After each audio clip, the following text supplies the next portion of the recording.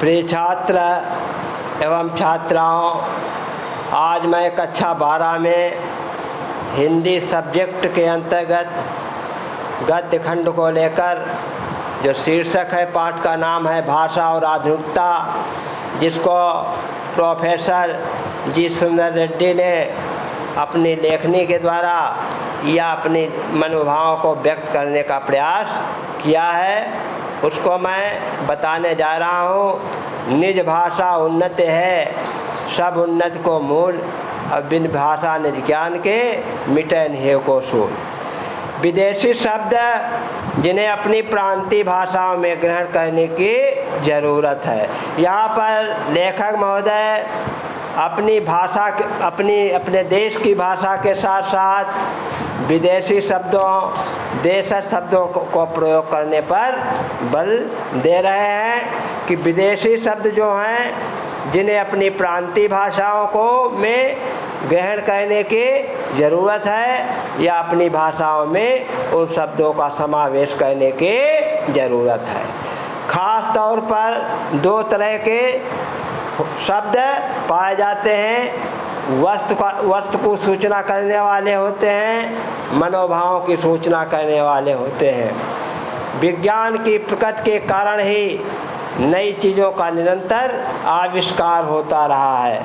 यहाँ पर प्रोफेसर जी सुंदर रेड्डी जी जो हैं भाषा की उन्नति के साथ साथ विज्ञान की उन्नति पर भी बल दे रहे हैं कि विज्ञान की जो प्रगति होती है, नई चीज़ों का निरंतर आविष्कार होता जा रहा है।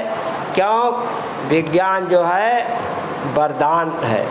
जब कभी नया आविष्कार होता है उसे एक नई गति प्रदान की जाती है या उसे काफ़ी महत्व समझा जाता है। जिस देश में उसकी सृष्टि की जाती है या संरचना की जाती है, वो देश उस आविष्कार के नामकरण के लिए नया शब्द बनाता है, अर्थात विज्ञान के द्वारा उस देश का नाम रोशन हो जाता है।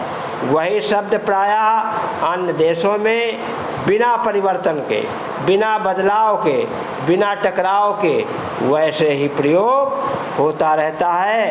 यदि हर देश उस चीज़ के लिए अपना अपना अलग अलग नाम देता रहे, अर्थात अलग अलग भाषाओं में नाम देता रहे, तो उस चीज़ को समझने में ही कठिनाई होगी।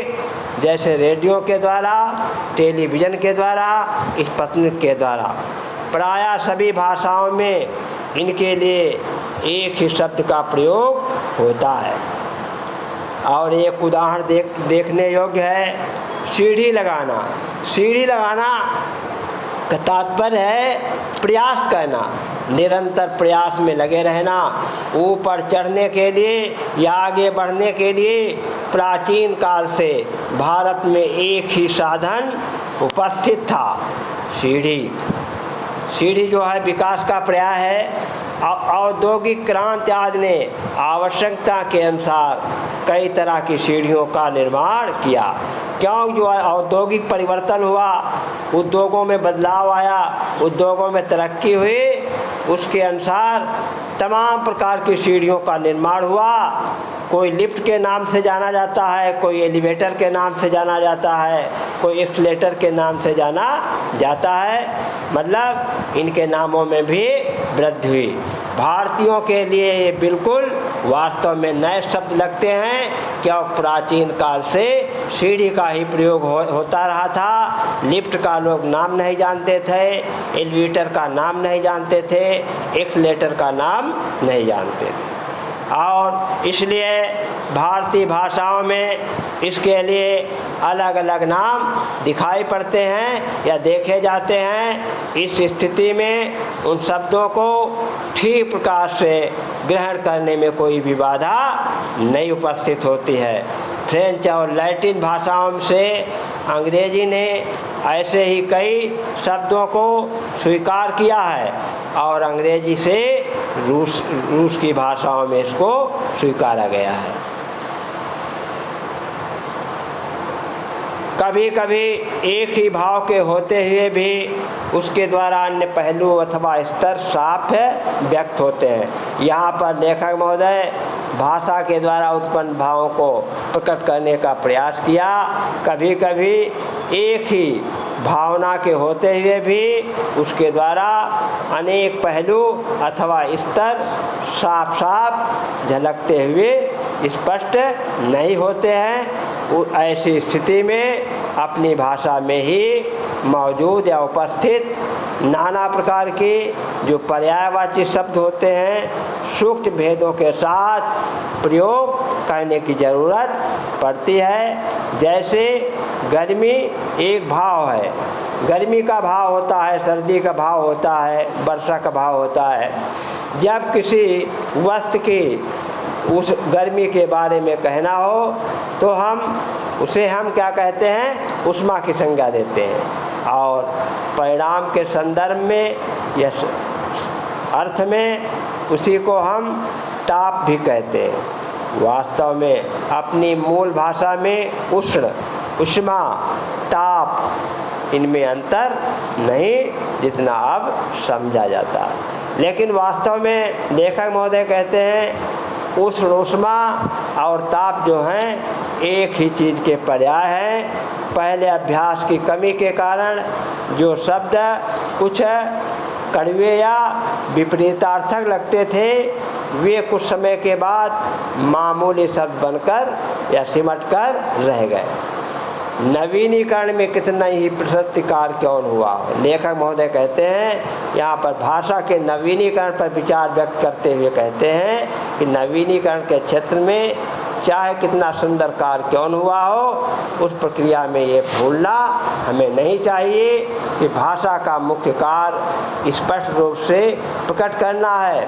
यदि स्पष्ट रूप से आदेशित की गई कोई भी भाषा अगर वंचित रह जाती है तो भाषा चिरकाल तक जीवित काफ़ी समय तक उसकी ज़िंदगी नहीं रहती है, अर्थात उसका अस्तित्व खतरे में पड़ जाता है।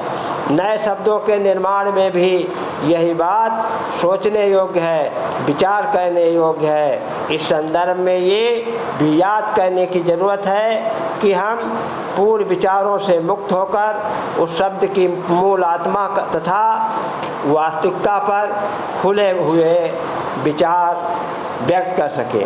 अंग्रेजी भाषा शासकों की भाषा रही या गुलामी की भाषा थी, क्योंकि यहाँ पर अंग्रेज अपनी भाषा को छोड़ गए।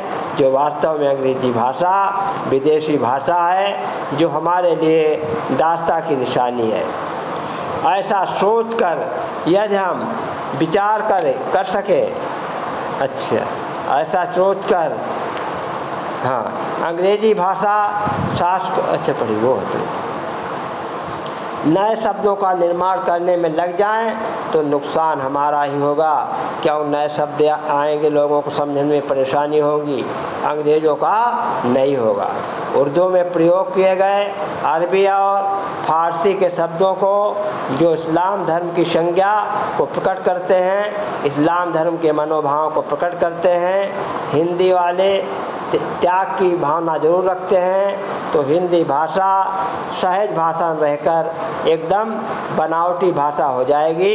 अर्थात अंग्रेजी भाषा का जब लोग भाषी ज़्यादा हो जाएंगे तो हम लेखक महोदय कहते हैं हिंदी भाषा जो है या हिंदी भाषी लोग जो हैं खतरे में पड़ जाएंगे, उनका जीवन अस्तित्वहीन रह जाएगा। बच्चों लेसन पढ़ गया है, आप लोग इसको पढ़ने का प्रयास करेंगे, आपका टेस्ट भी आ गया है। तब तक के लिए बच्चों नमस्कार।